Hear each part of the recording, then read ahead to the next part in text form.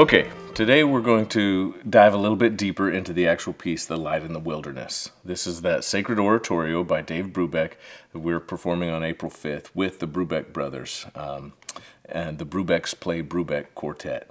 So, what you need to know about this piece is, first of all, it's divided into two parts. The first part that focuses on the temptations of Jesus, his message of hope, and his teachings summarized in the commandment to love one another. The second part deals with the questions of faith and man's place in the universe. So today we're going to dive into part one just a little bit. The Temptations is the first movement. One interesting thing about this whole piece is that it doesn't start with an oratorio. If you think about Handel's Messiah or Haydn's Creation or Elijah by Mendelssohn, they all start with an oratorio. This starts right at the beginning of Jesus' ministry. At the beginning of Jesus' ministry was his baptism. So in Dave Brubeck's words, the baptism of Jesus was the dramatic sign for his mission to begin. And it was Jesus the teacher I wanted to understand. Thus, the oratorio opens with this symbolic picture of man's spiritual rebirth. One thing I think you need to understand about Dave Brubeck is that everything that he wrote, and especially in the context of these sacred choral works, is all about the poetry. So it wasn't about creating this or that or trying to honor this or trying to go. It was about making sure that the poetic concept and his commentary on that concept moved forward, which I think is one of the more brilliant aspects of this, because every moment is then on purpose. Okay, so the Temptations. The chorus is supposed to sound like, it's written in the score, the wind in the desert, right? Or the wind on the desert. The strings start really muted and super surreal. It reminds me a little bit of how the Haydn's Creation begins with that very almost still opening. Then, as we move on, the heavens were opened unto him. This is coming from the book of Matthew. And he saw the Spirit of God descending like a dove and lighting upon him. The chorus sings that text. So as we move on through this, through Jesus' beginning of his ministry, all of those little soundscapes are being created to symbolize those events and the dove descending. And then we dive into what makes Brubeck a little bit more Brubeck, and that's the 5/4 is so synonymous with his compositional life, and that coming, most prominently in the jazz composition, Take 5. So 5/4 works its way into this movement, and we see that throughout the entire work.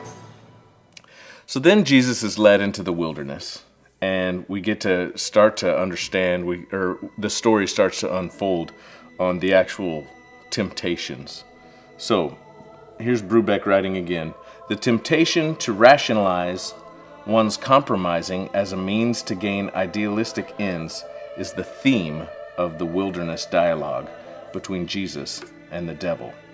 And all throughout you hear this real angular, kind of rhythmically driven slapsticks and weird percussion kind of stuff going on as the devil tempts Jesus, and Jesus, through the baritone soloist, answers, and the chorus lays commentary on top of all of that. So that's the Temptations. So movement 2 is called 40 Days. It's actually divided into 3 sections, and this is the first time we really get to see kind of what the overall work is most well known for. It starts off, it's considered a chorale. So 40 Days, the chorale. It's first of all a choral piece, orchestrated and played with the orchestra. And then it moves from there into an optional, and in this case we're definitely going to have this in our midst because we have this amazing quartet playing with us. But this is where there's an improvised, kind of using the theme of 40 Days, an improvised section with the jazz combo. Dave Brubeck actually recorded 40 Days separately onto a couple of his albums, and used it as standard in his concerts and stuff. Totally separate from any other performing aspect.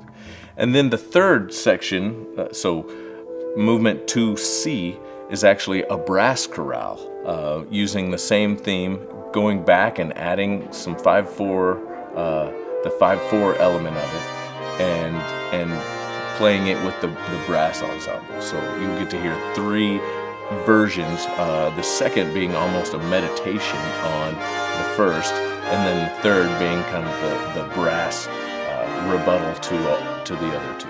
So that's 40 days. Okay, in the third movement, and then again in the fifth movement, we hear the text, "Repent and follow me." This is Jesus speaking to his followers. So especially in the fifth movement, this is where we get, this is a really, really fascinating movement for my money. As the rejoicing multitudes kind of fade away, we just had the Sermon on the Mount in movement 4. And so now in this movement 5, we have the real jagged, melodic figure saying, "Repent, follow me," and then Jesus instructs his followers to go thy way and sin no more. Jesus says, "The kingdom of heaven is at hand," from Matthew 10:7. The crowd, which is the choir, starts to respond quietly at first, and we see the tempo pick up. And all of a sudden, we're in this big swing feel with a jazz band, in essence, playing behind it. So the orchestra becomes a big jazz band, and the choir is singing right along with it. And they just kind of get carried away into this, the kingdom of heaven is at hand, is at hand, is at hand. So that's the most jazz, driven with a walking bass line and the hi-hat and the ride and the whole bit, just like you would expect to hear in kind of a jazz band feel. But as that begins to fade, as Jesus actually kind of gets overtaken by this crowd of super excited people, followers. But the angularity of Jesus' message, and I think the commentary on this whole work, begins to come back into play with Jesus saying, "Repent and follow me," as he calls out his disciples.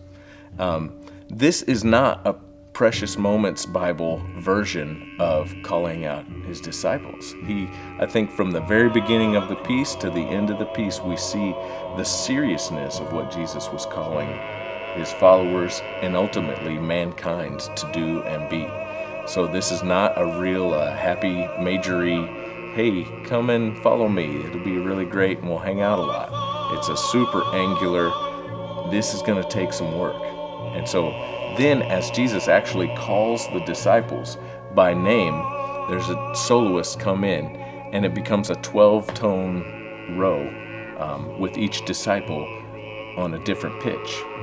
And so as you see each disciple coming in with a different pitch and at a different level, going up and down, it's a really interesting organizational technique as Jesus calls his followers and demands that they follow him and that they go thy way and sin no more.